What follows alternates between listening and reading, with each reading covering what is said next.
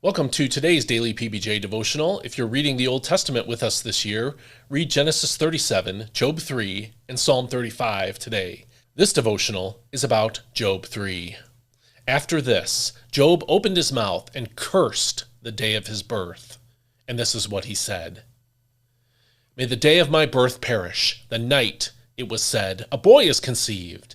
If only that day had turned to darkness. May God above disregard it. May no light shine upon it. May darkness and gloom reclaim it, and a cloud settle over it. May the blackness of the day overwhelm it. If only darkness had taken that night away. May it not appear among the days of the year. May it never be entered in any of the months. Behold, may that night be barren. May no joyful voice come into it. May it be cursed by those who curse the day, those prepared to rouse Leviathan. May its morning stars grow dark. May it wait in vain for daylight. May it not see the breaking of dawn. For that night did not shut the doors of the womb to hide the sorrow from my eyes. Why did I not perish at birth? Why did I not die as I came from the womb? Why were there knees to receive me and breasts that I should be nursed? For now I would be lying down in peace. I would be asleep and at rest, with kings and counselors of the earth who built for themselves cities now in ruins, or with princes who had gold, who filled their houses with silver.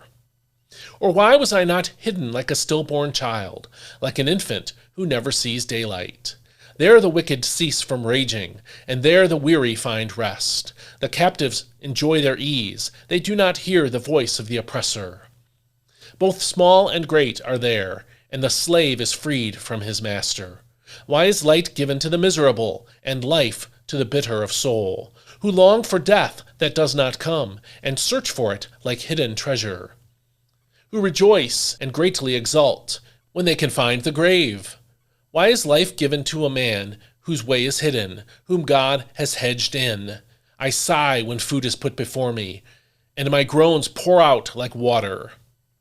For the thing I feared has overtaken me, and what I dreaded has befallen me. I am not at ease or quiet. I have no rest, for trouble has come. This is God's word. Job received the blows of affliction well in chapters 1 and 2. He recognized that he was not entitled to the life he enjoyed, and that God as sovereign had every right to take away what he had given. That doesn't mean, however, that Job felt no pain. Here in chapter 3, he lamented even being born. The pain of losing his children, his prosperity, and his health was greater than the joy he had experienced from those things. Dying before he lived long enough to enjoy anything was a more appealing prospect than losing the blessed life he had had.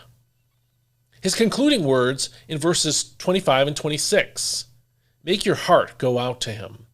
He says, these are the words of the NIV's translation, "What I feared has come upon me. What I dreaded has happened to me. I have no peace, no quietness. I have no rest, but only turmoil." Although he maintained faith in God, he still hurt and wondered why. It seems to me that many Christians believe that heartbreak is unchristian. We feel guilty about mourning. We think that glorifying God means smiling through every trial. We often put smiles on our faces to hide our pain so that others won't question our salvation or our spiritual maturity. But there is a way of hurting, of crying out, of wondering why that does not curse God. Submission to the will of God does not mean turning off your feelings. Trusting God does not mean eradicating all questions from your heart and your mind. It means processing all the pain while recognizing your dependence on God. It means looking to Him for hope and help instead of an object of cursing. Have you suppressed your questions, your fears, your heartaches because you think that's what good Christians do? If so, you haven't really solved anything. Nor have you opened up the capacity within yourself to grow from your trials. God allows our faith to be tried, to expose to us pockets of unbelief and to refine them out of us. Being honest about how you feel is part of that process of exposure and refinement. If you're hurting today or wondering why, ask God.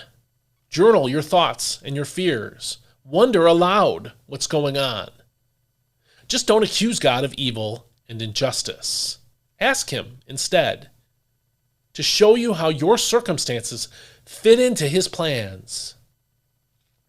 Ask Him to strengthen you through the trial that you're going through so that you will grow because of it.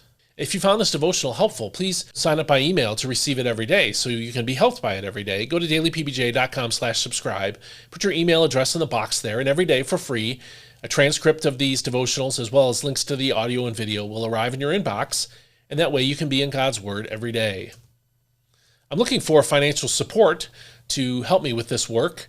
Please go to dailypbj.com/support if you would like to become one of my monthly supporters. And again, thank you to everyone who supports me so faithfully each month. Please share this with someone who might be suffering in their Christian life and might grow from thinking about these things. And I'll see you next time. May God bless you. Have a great day.